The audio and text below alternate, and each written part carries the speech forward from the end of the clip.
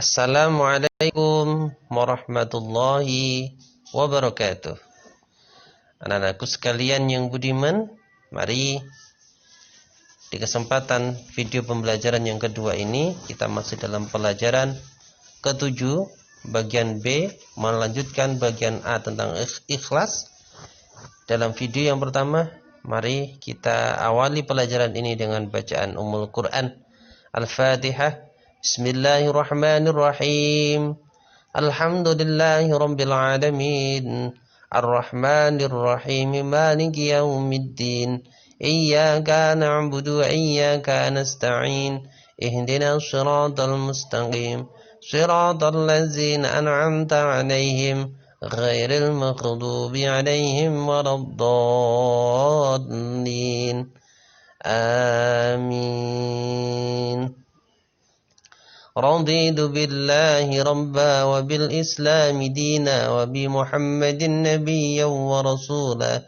Rabbi zidni ilma warzuqni fahma waj'alna minas salihin. Amin. Anak-anakku sekalian yang para rahim sayangi, mari kita mulai pembelajaran kita hari ini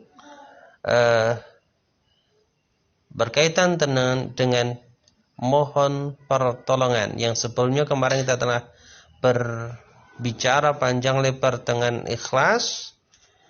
Allah itu tidak akan menerima sebuah amal kebaikan kita, amal-amal soleh kita, manakala perbuatan baik itu yang kita lakukan tanpa didasari dengan keikhlasan. Tanpa keikhlasan, amalan kita tidak akan diterima oleh Allah Subhanahu wa ta'ala. Dan yang perlu kita ingat pada pertemuan kemarin, semua manusia oleh Allah itu kedudukannya sama, hanya yang membedakan adalah iman dan takwa serta amal solehnya. Tidak melihat ras, suku, kekayaan dan sebagainya. Nah, kaitannya dengan pembelajaran ini, karena semuanya itu pintu gerbang diterimanya amal itu adalah ikhlas, maka ikhlas karena Allah, maka ketika kita mempunyai permasalahan, mempunyai keinginan, mempunyai cita-cita, maka kita harus senantiasa berikhtiar berusaha. Selain itu juga harus senantiasa berdoa, meminta pertolongan hanya kepada Allah hakikatnya. Allah subhanahu wa ta'ala sebagai satu-satunya tujuan dalam beribadah. Maksudnya apa anak-anak? Maksudnya Allah lah satu-satunya zat yang berhak untuk kita sembah. Asyhadu an la ilaha illallah.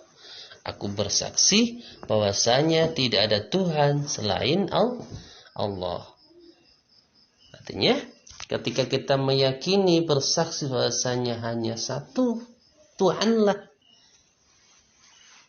yang berhak kita sembah. Siapa itu? Allah. Makanya kita tidak boleh meminta-minta pada selain Allah. Pada hakikatnya kita punya hajat, meminta-minta pada pohon yang besar itu, meminta-minta pada binatang, meminta-minta pada matahari, bulan, bintang dan sebagainya. Tidak boleh. Satu-satu tujuan adalah hanya beribadah kepada Allah. Hanya kepadanya, siapa? Allah, kita memohon pertolongan. Allah melarang hambanya memohon pertolongan kepada selain Allah. Lalu bagaimana kalau kita meminta pertolongan kepada orang lain, kepada teman dan sebagainya? Dalam sudut pandang ini kita harus bisa membedakan. Yang dimaksud satu-satunya Allah tempat beribadah, yang dimaksud satu-satunya tempat Allah itu tempat meminta kita pertolongan kepada Allah, itu maksudnya tidak mempersekutukan Allah. Ketika kita meminta pertolongan kepada teman itu hanya sebagai lantaran wasilah, tidak masalah.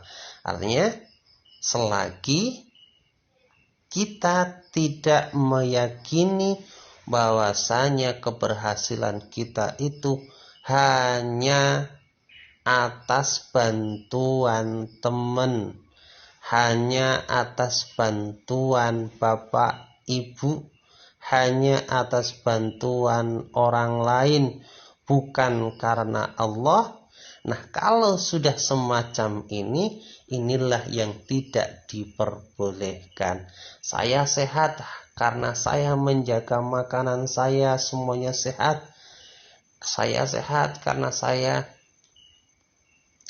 berobat kepada dokter A, bukan karena Allah. Nah, yang semacam inilah yang tidak diperbolehkan. Mengapa? Karena itu sudah mempersekutukan Allah. Cuman ketika bahasa kita seperti ini, saya sakit, saya berangkat ke tempat Bu Bidan atau Pak Dokter untuk mencari obat, saya bisa sembuh lantaran beliau, lantaran obat yang kita minum, lantaran obat yang diberikan bapak itu, dokter itu, atas izin Allah. Semua itu dimaksudkan dengan usaha sebagai usaha.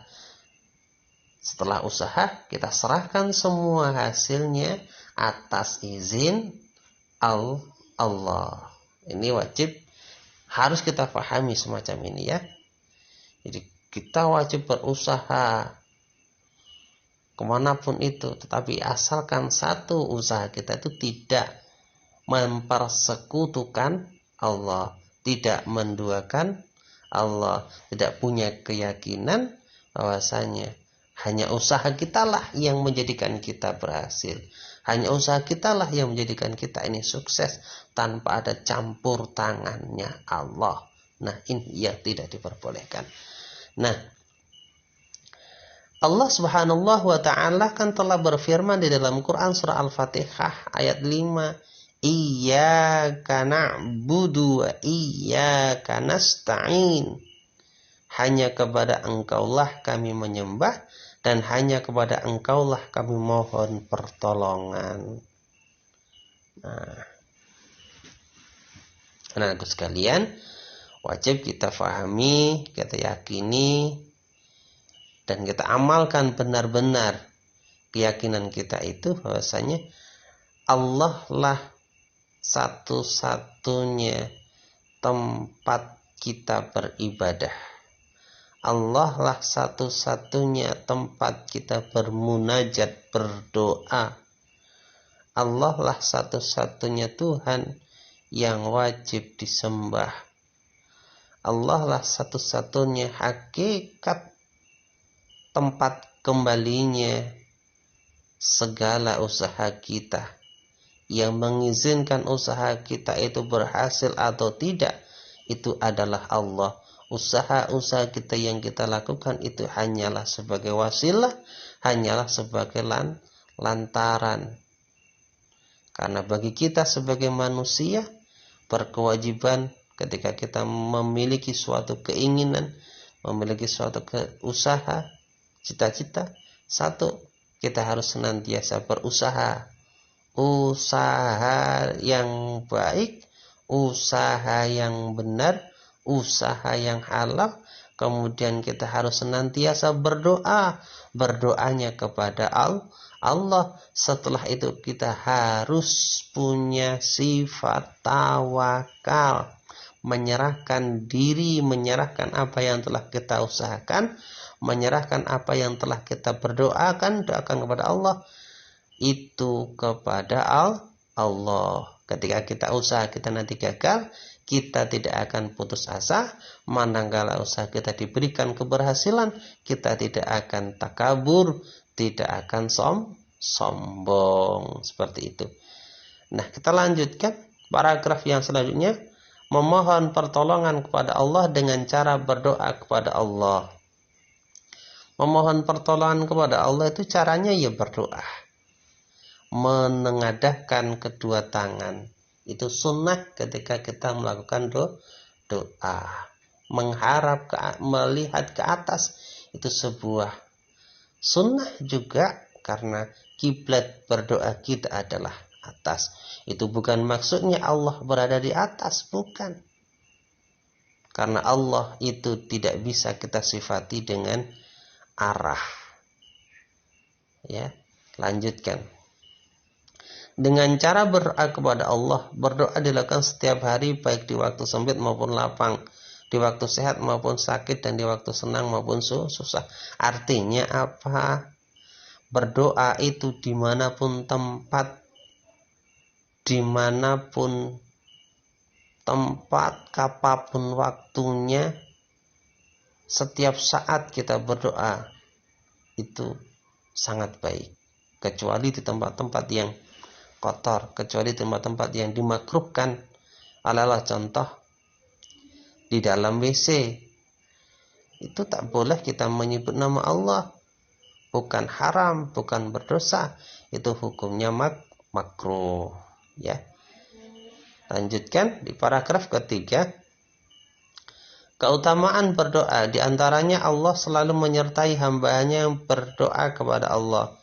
Jadi berdoa itu ada keutamaannya. Ternyata Allah itu suka dengan orang-orang yang meminta atau yang berdoa kepada Allah. Jadi jangan sampai kita merasa lemah jika kita senantiasa berdoa kepada Allah. Jadi anak-anak sekalian, biasakanlah kita berusaha, berdoa, dan bertawakal kepada Allah. Yuk kita akhiri pelajaran kita dan baca hamdalah. Alhamdulillahirabbil alamin. Sampai jumpa lagi di pertemuan video berikutnya.